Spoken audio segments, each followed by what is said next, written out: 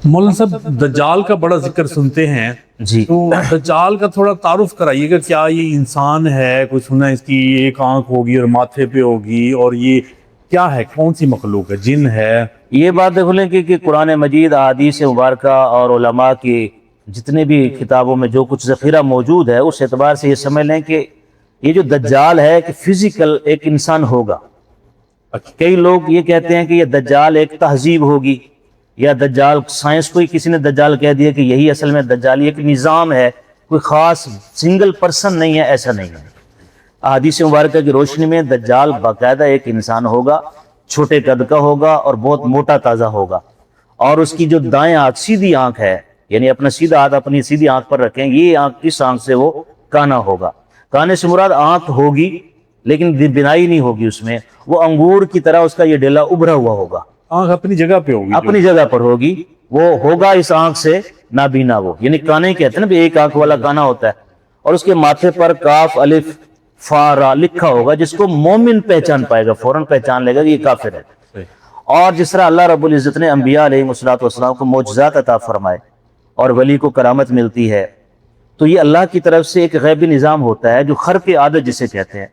तो इसी तरह बतौर आजमाइश के, बतौर फितने के, दज्जाल को इस्तिदराज के तौर पर अल्लाह ताला कुछ कुव्वत अता फरमाए, कुव्वतें दे रखी होंगी। क्यों? तभी तो वो लोगों के लिए फितना बनेगा। अगर उसको कोई ताकत ही ना हो तो वो फितना कैसे बनेगा? तो जब ये खुरासान से निकलेगा तो इसके साथ बेपनाह इस्तिदराजी कुव्वतें होंगी। अब उन इस्तिदराजी कुव्वतों में एक कुव्वत ये भी होगी कि जिस तरह जब जिस इलाके में चाहेगा कि यहाँ बारिश नहीं हो रही और वो कहेगा आसमान को बारिश बरसा, तो बारिश बरसाएगा। जिस जगह चाहेगा कि यहाँ कहत पैदा हो जाए, वहाँ कहत पैदा हो जाएगा।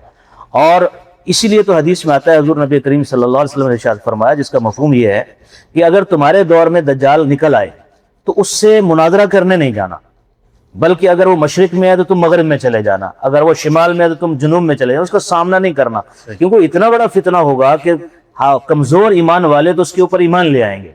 और फिर वो पहले क्या करेगा? पहले वो अपनी विलायत का ऐलान करेगा कि मैं वलीउल्लाह हूँ, फिर वो कहेगा कि मैं नऊज़ुबिल्लाह नबी हूँ, फिर उसके बाद रुबूबियत का दावा कर देगा कि मैं ही तुम्हारा रब हूँ, और दलील के तौर पर एक बंदे को मार देगा, उसको फिर जिंदा कर देगा और कहेगा देखो मैंने तुम्हें जिंदा कर दिया तो लिहाजा मैं तेरा रब हूँ, उस पर ईमान ले आएगा। लेकिन ये जिंदा करना साइंसी आलात की मदद से नहीं होगा, ये इस्तिदराज के तौर पर उसको यूँ समझे, जादू कह लें आप इसको, कि जादू के दर्जे में उसके ये ताकतें हासिल होंगी और वो पूरी जमीन पर जैसे बादल फिरता है, लम्हात के अंदर वो सैर कर जाएगा। अलबत्ता दो शहर अल्लाह ताला ने इसके शर से महफूज रखे हैं, मक्कातुल मुकर्रमा और मदीना मुनव्वरा। इन दो शहरों के अंदर ये दाखिल होने के लिए जाएगा लेकिन दाखिल नहीं हो पाएगा। और हदीसों में ये भी आता है कि मदीना मुनव्वरा में 3 मरतबा ज़लज़ला आएगा। इस ज़लज़ले की वजह से मदीना मुनव्वरा में जितने मुनाफिकीन होंगे वो उस शहर से बाहर निकल पड़ेंगे और इसके जाल में फंस जाएंगे। और जब ये निकलेगा खुरासान से तो इसके साथ 70,000 यहूदी होंगे। इसलिए कि यहूदियों का ये मानना है कि ये जो दज्जाल है ये हमारा मसीहा है, उसे वो मसीह दज्जाल निजात दहिंदा मानते हैं। इसलिए आपको शायद मालूम होगा कि ईरान के अंदर एक शहर है जहाँ बहुत ज़्यादा यहूदी आबाद है, तो वो इसी सोच कर वहाँ आबाद होते हैं और वो मरते हैं कि वो आएगा, हम उसका लश्कर बनेंगे और कब्रों से हमें वो उठाएगा, कब्र के मुर्दों को भी उठाएगा ना, तो हम उसके साथ मिलकर दुनिया को फतह करेंगे।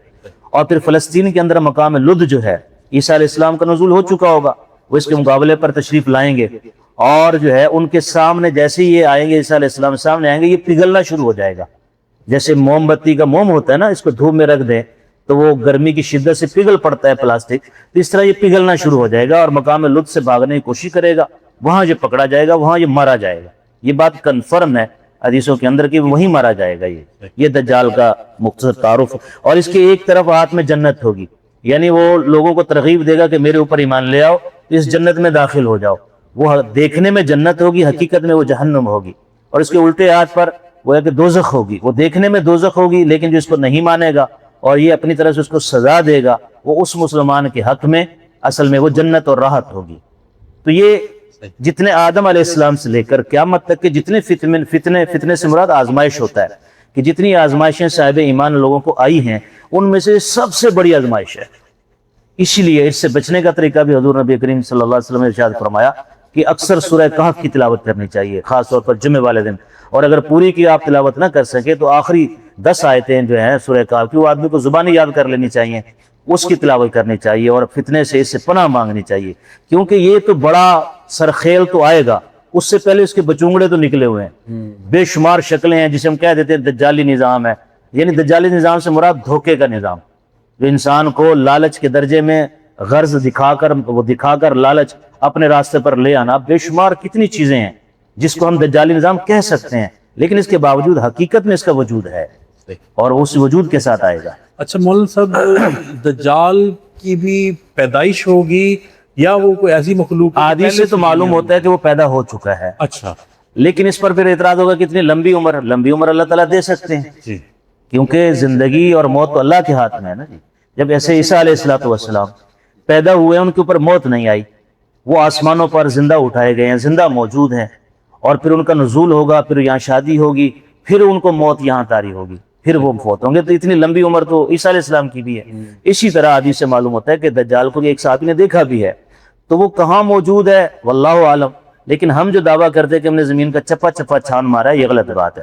پاکستان کا وہ طیارہ آج سے 20-30 سال پہلے برف میں گرا تھا، وہ تو ہم نہ ڈھونڈ سکے، وہ تو سب مانتے ہیں کہ 70% تو سمندر ہے، یہ سمندر ہے، دیکھنا ممکن ہی نہیں ہے۔ ہر جگہ۔ اب تمام جزائر کو انسان نے نہیں چھانا ہوا، کیا پتہ یہ کہاں ہے؟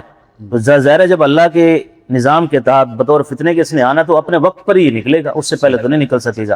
تو یہ ضروری نہیں ہے کہ پہلے یہ پیدا ہوگا، پھر یہ بڑا ہوگا، پھر یہ آئے گا، پیدا ہو چکا ہو۔ میرا تو یہ ماننا ہے کہ وہ پیدا ہوا ہے اور بس کسی جزیرے میں قید ہے، یہ اللہ کی طرف سے تکوینی طور پر ابھی پابند ہے، جیسے یاجوج ماجوج، وہ قوم موجود ہے، قرآن مجید میں ہے یاجوج ماجوج کا ذکر، وہ ہے، موجود ہے، اور جب وہ نکلیں گے تو دنیا خود ہی دیکھ لے گی۔ اصل میں ہم انسان یہ بھی تو ہے نا کہ جس دور میں ہم جی رہے ہیں، کہ اس دور کو چھوڑیں پچھلے دور کو بھی چلے جائیں، ہر انسان یہ کہتا ہے مجھے دکھاؤ۔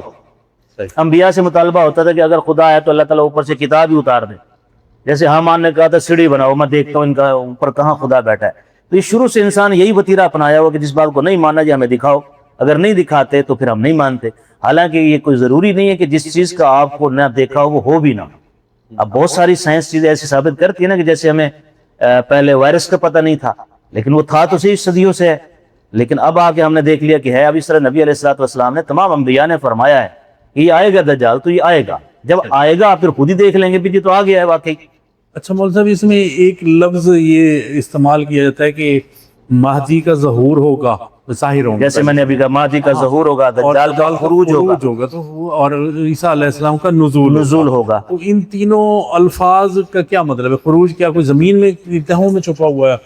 ظہور کا مطلب ہے کسی چیز کا ظاہر ہو ہونا۔ جانا۔ مہدی علیہ السلام کی پیدائش ہوگی باقاعدہ، وہ 40 سال گزاریں گے، 40 سال میں ظاہر ہے کہیں پڑھیں گے، وقت گزاریں گے، اس کے بعد وہ دنیا کے سامنے ظاہر ہو جائیں گے کہ یہ امام مہدی علیہ السلام ہے، جب ان کے ہاتھ پر بیعت کریں گے۔ اب اس طرح دجال کہیں بھی موجود ہے، جب وہ اپنی جگہ سے نکل آئے گا، اسے خروج کہا جاتا ہے کہ وہ خارج ہو گیا، یعنی نکل آیا۔ تو عیسیٰ علیہ السلام چونکہ آسمانوں پر ہیں تو اوپر سے جو بھی چیز آتی ہے ہم اسے نزول کہتے ہیں نا، کہ آسمان سے بارش کا نزول ہوا، تو وہ ان کا اوپر سے چونکہ وہ نیچے تشریف لائیں گے زمین پر، اس اعتبار سے اس کو نزول کہہ دیا جاتا ہے کہ مہدی علیہ السلام کا ظہور ہوگا، یعنی ظاہر ہوں گے، دجال کا خروج ہوگا، اور عیسیٰ علیہ السلام کا نزول ہوگا۔